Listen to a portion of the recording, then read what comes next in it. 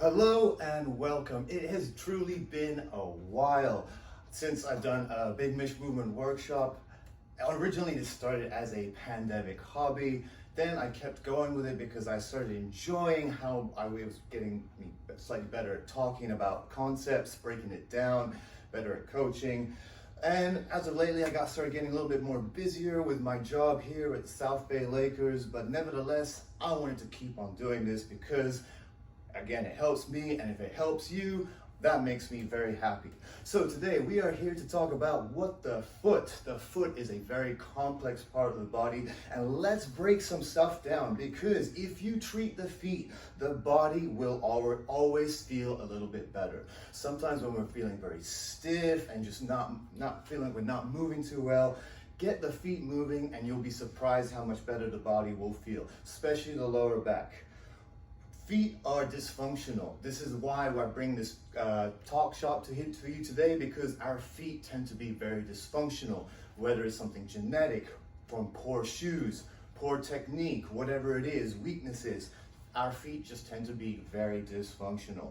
And if you learn some of the tips I give you today and the movements to keep your body in check, you'll be surprised how much better you feel. And it's frankly something we should actively be doing. We should be actively working or training our feet just like we're training our body. Not to throw too much complexity in there, but frankly, we use our feet a lot. So with that being said, the first and most important point is how underappreciated our feet are. I've known for a while that the feet are special in a way. Ever since you see those massage shops, and you see reflexology, and you see how the foot, there's a lot of link to different body parts like the liver, if you press here, or the stomach and all that, and there is definitely some validity to that. So there's always been this little mystique, whether it's in the Asian culture, or even, let's just talk about the actual physical meat and potatoes that we have. We have 33 joints in the foot. Check out Mr. Bones right here and his foot. We have more joints in this section than anywhere else in the body, more than the entire spine. So there's a lot of finite and fluid movement that has to happen here, and sometimes lack thereof. So, we don't even need to even be thinking about, well, for the reflexology part, I'm more interested about how these bones are moving. And like I said, for a lot of people, they're not moving properly. Some people have high arches. Some people have super flat feet. Whatever it is, like I said, feet are dysfunctional. That being said, there's also powerful references to the brain from the feet, simply just because of how we connect to the floor. Babies at a very, very early age start kicking, and part of that reflex action is this, with your brain figuring out where are you in this space, this three-dimensional world. Our heels have a lot of powerful reference for that, and that is sometimes, again, what we're not getting, or our lack of connection, because of our poor shoes or poor foot structure, whatever it may be. But in general, these are how we connect to the floor. And our body, our brain, because of gravity and because we live on planet Earth, we need to be connected to the floor, and our brain needs to feel that. This is why people have a hard time with things like acrobatic movement, gymnastic flips. It's the air awareness, because you literally take your feet off the floor and do a spin or whatever. That freaks a lot of people out because you are not grounded to the floor. So it is something that we literally need, this quote unquote grounding. It's used metaphorically for, to get your mind right, get yourself in inner peace, but it is something that we are actually physically needing, not just metaphorically. We physically need grounding because of how that makes us feel secure, and because of how that actually helps things work a little bit better. That being said, let's talk about biomechanics. So the way our human movement is designed, which is primarily around forward locomotive movement, which is one foot going after the other, opposite arm swing. all of that initiates with ground contact from the foot and hopefully with the heel. We want this nice rhythmical pattern as the heel strikes the ground. To then, we want a little bit of a flattening of the foot to then going into a bit of an arch. So you're not stuck in one. You actually want to be going from the arch to flatten, arch to flatten, arch to flatten. That is a spring loading mechanism that's supposed to help you. Remember, we have all these joints.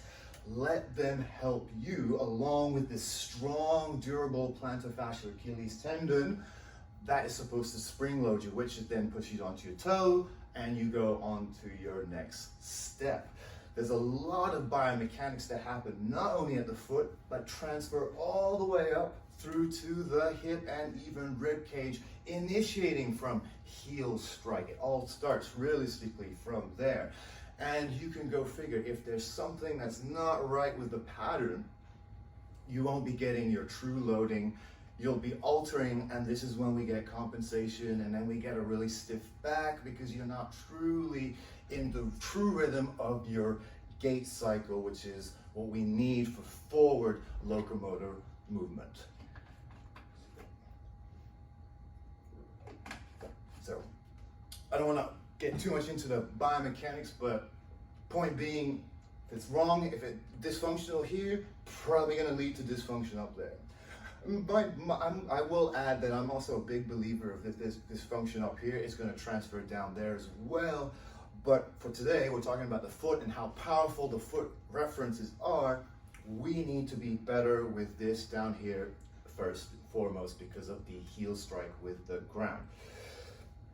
So why all this negative patterning? Lost abilities. So we as humans predominantly lived throughout our existence on more natural surfaces.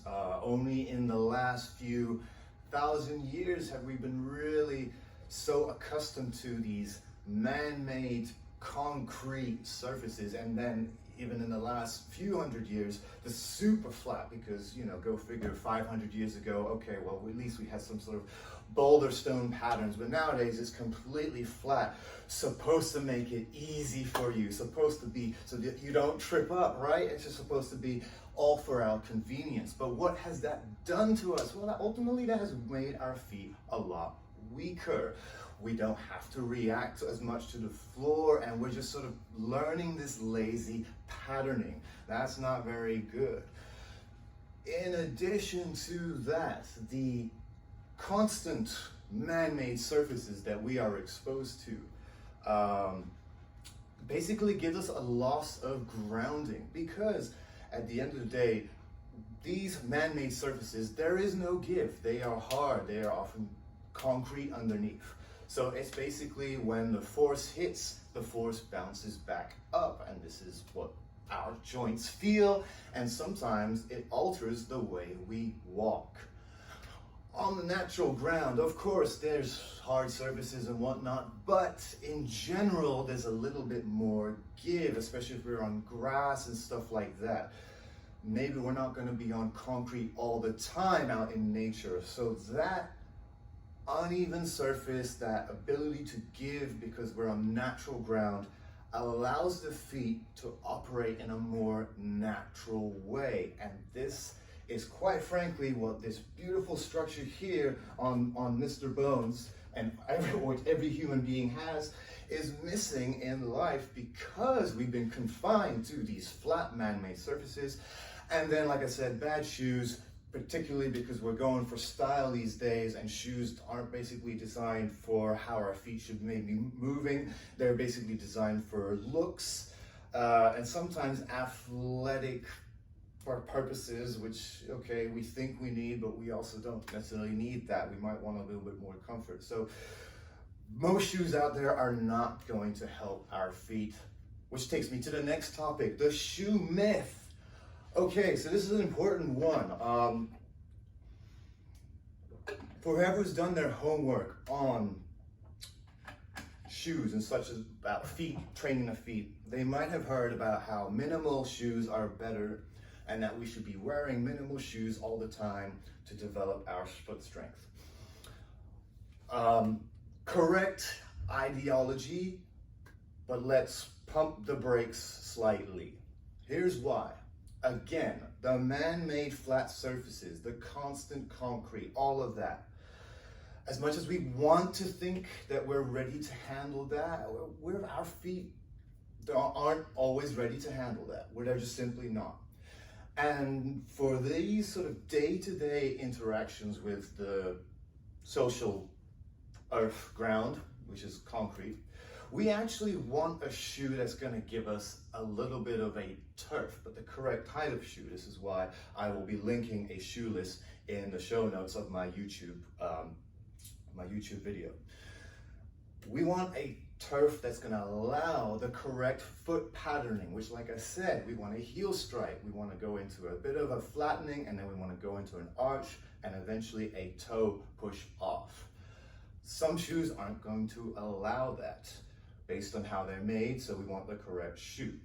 Minimal shoes, of course they allow that, but it's all up to you.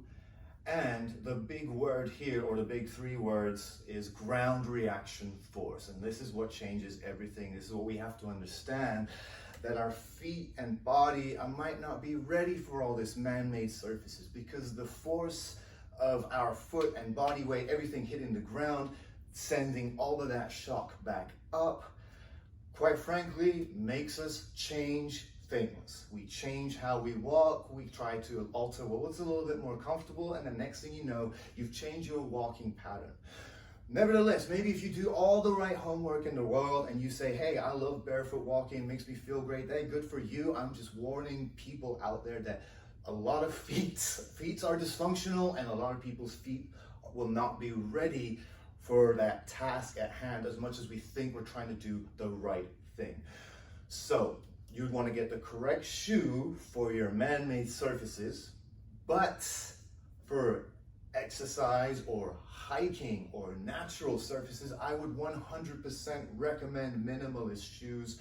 Wear those as much as possible, in fact, in outdoors, and where your feet have to then do some work.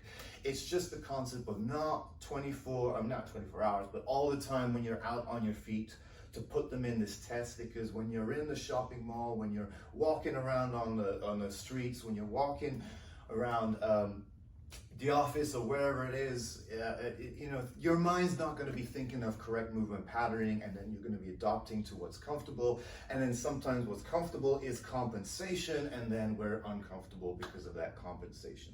So very important that we know. Let's talk about what we need. Well, first of all, we do need mobility. This is a big missing factor. Like I said, 33 joints and a whole lot of bones in this area. We need them to all move fluidly. And like I said, we want to go heel strike, flattening, into a bit of an arch, off into a toe push off. People often lacking a lot of stuff here. We're so loaded onto our toes that sometimes it's hard for us to even get a heel strike. Sometimes our feet are so tight we can't truly flatten or pronate, as they say correctly, in the correct way for us to get a proper supination. Some people don't have the strength to supinate or create an arch. Some people's feet are so stiff they can't push off their toes, so they would have a very rigid, toe and midsection of their foot. A lot of problems stem from mobility. So if we don't have the correct mobility, this is obviously issue number one. So you definitely want to work on not necessarily just stretching. I've got a few tips for you, but moving the joint throughout its range is very important. And I've often posted stuff on my Instagram about some sort of deep squat ranges or different stuff like that. Or even on my YouTube channel, I've done a front foot elevated split squat, which works foot mobility amazingly. These are some of the things you need to do. So there's movements, not just stretching passively. And I've covered that in the past of why passive stretching is not our best favor. We want to go with something that's more movement. What else do we need? We need stability. We need strength. We need our feet to be able to hold our body in upright position. So again, I got a couple of things coming up at the end, but in general, we need to work our feet. I did mention something about minimalist shoes and working out. My preference for working out is actually in with barefoot. I actually prefer to not wear anything and at least have my feet work. They're solely there on the floor. It doesn't matter if it's man-made surface. But I do also love to go outside and work out on the grass. And this is some of the stuff that's great stability training for the feet. Just that uneven surface, slight uneven surface on the grass, and just you adapting to different positions, whether it's weight training or movement, whatever it is, all of that is good for the feet. Then, you know, there's certain exercises we can do just to strengthen the feet, but at the end of the day, I think good function comes from just good usage, and that good usage is such as exposing the feet to, you know, barefoot working out, exposing the feet to outdoors and good hiking and whatnot. But it's a little bit of everything. So let me go through the tips of end of the day. This is what we need. So I kind of mentioned it already. Barefoot workouts, really good, just very good. Even just, especially in the weight training. I don't know if you go to a gym and that's against the rules and stuff like that. But if you can, working out in a gym barefoot is great. It's especially just all that transferring a weight is in between is already a good workout for the feet because your feet are having to hold extra resistance. And I said before, I'm a huge component about it, as much barefoot working out outdoors as possible. I'm blessed here in Los Angeles. I get to have a wonderful beach, so I try to go on the beach at least once a week for some sort of sprint workout, or just out on the grass close to the beach, but just being out on the grass and doing outdoor workouts, getting my feet exposed on the ground, so important. Obviously, some people in the world do not have that luxury based on climate, but the more you can be exposed, the better. And if you are going to be indoors, the puzzle mat things that they have for children or in martial arts gyms that are kind of soft to fall on, those are pretty good for the feet because there's a little bit of give there, so that makes your feet just sort of work a little bit rather than hard surface. So barefoot contact on the ground, just being, whether it's a walk or working out, it's just barefoot contact on the ground, can't put a price on it. Grounding, foot adjusting to uneven surfaces, and then there's some information about even like we're absorbing microbiomes and all different things that help our immune system or our energy levels. I'm not into that as much to talk about that. I do believe in it, but I'm more talking again about the meat and potatoes, the biomechanics, the what we need, that physical contact which we know our brain needs, and you will feel better if you do. Go on hikes. Hikes are great. Buy your good shoes, your minimalist shoes, and go on hikes, do all that stuff. Go on walks. Walks are great and underappreciated because it's basically your foot working. Your foot's doing the workout, and if you're breathing properly and getting some nice little rhythmical arm swing, your body's going to be in a great place. And last but not least, you got to do your homework, which is some homework exercises that I'm about to show you a couple of things. And that's basically what we want to be doing, just a few things here and there, coupled in with conscientious adaptation of no shoes when you work out, correct shoes when you hike, and your feet will be doing a lot better. Let's get into a couple of really important things that you can do. All right. So let me adjust this. As we can see, this is a stone rug. Point being, it's a sensory rug. It brings back sensation to your feet. You walk on it as stones. It massages the feet slightly, but better yet, it just basically allows your feet to connect to the floor, your brain to connect to the floor. You feel these stones and you kind of react to them. It might sort of change the way you walk a bit. That's okay. Like I said, a little bit of a kneading to the muscle is not going to hurt you. It might be a little painful when you step on the wrong part, but that's okay. We need a little bit of this. Like I said, bring sensation back to the feet. Whether you buy this or not, I'm more talking about the concepts here, because the concept is of connecting to the floor. This is just a stone rug we can buy for the office. We have it here for the weight room. We get our players to walk on it up and down before they lift, before they get on the court. Sometimes that helps their body wake their body up, feel a little less loose, a little less tight overall. Excuse me, not a little less loose, a little more loose, a little less tight overall. Just a little more clarity as well. Just again, why? Overall concept, your feet connecting to the floor. And again, it feels good just by doing it. In general, it feels pretty good. What you can do is just walking up and down, or we can walk side to side, because just again, your foot movements. Conceptually, if you don't have a rug, you know, if you have a bit of grass somewhere, just going outside and just walking up and down, just getting your feet exposed to the floor is really good. You know, just you have to ask yourself, well, how many times have I made foot contact with the real floor?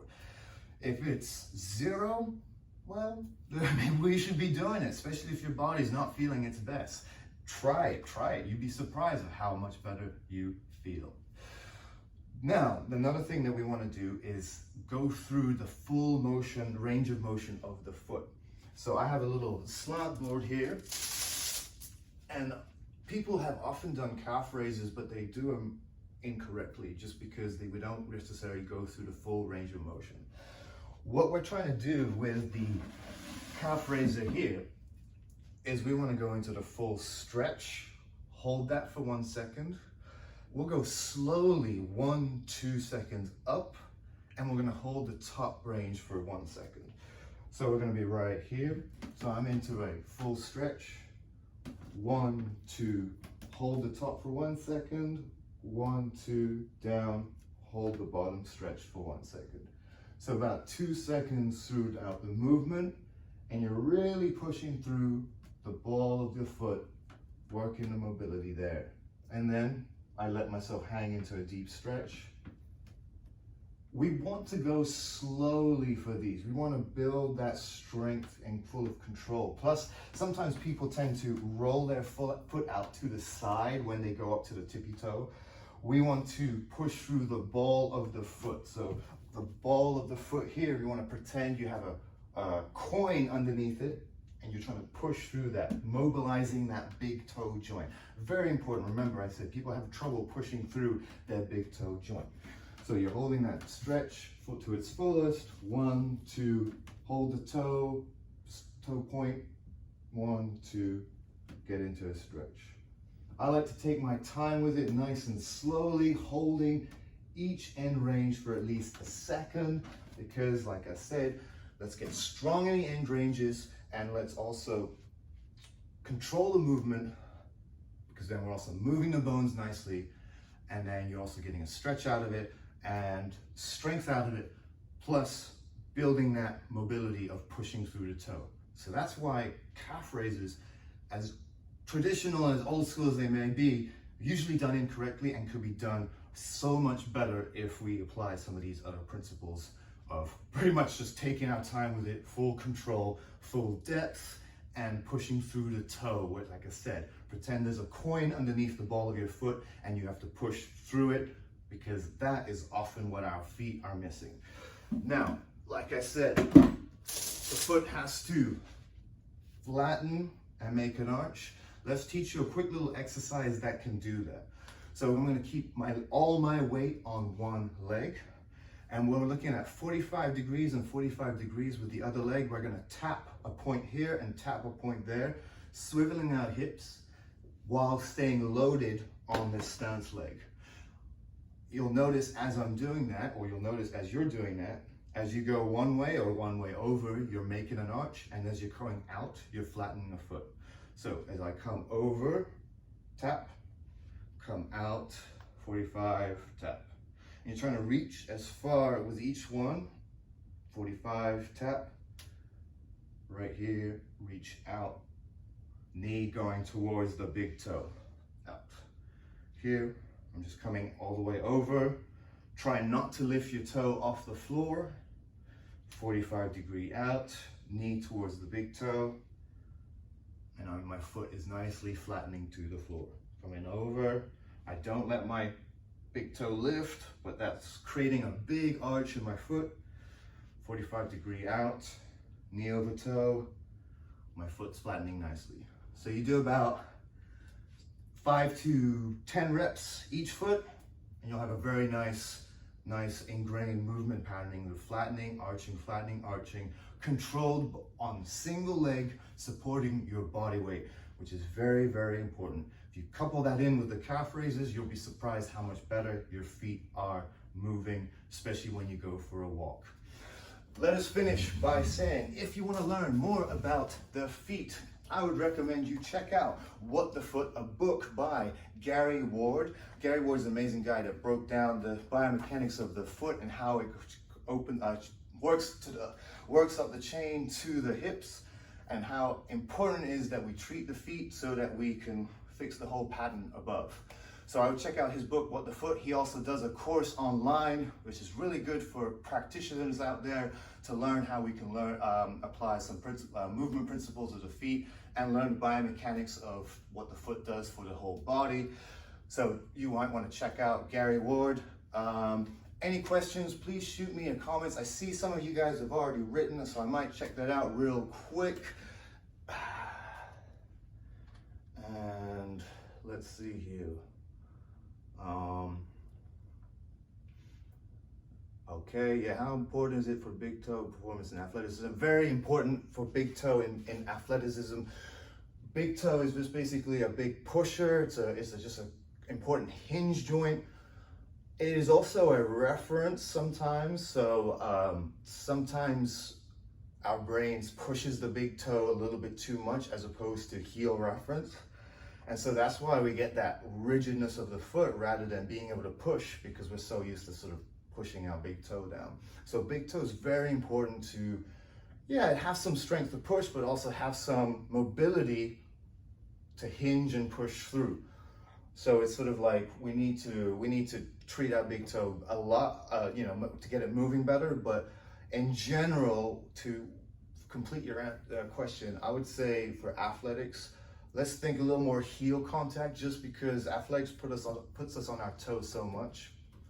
We need a little bit more heel contact to generate posterior chain activation, to generate better activation of the entire legs when we have heel contact, because of the powerful referencing to our brain that heel contact does, more so than the toe. So it's not that the toe is not important, hugely important, but a little bit more important that we have mobility of the toe, and let's get better heel contact, especially when we're loading and trying to build strength. How about that for your answer? And cool, that's all we have time for. So please don't forget to like, subscribe, and share this video, and I'll see you guys next time. Thank you very much. Bye for now.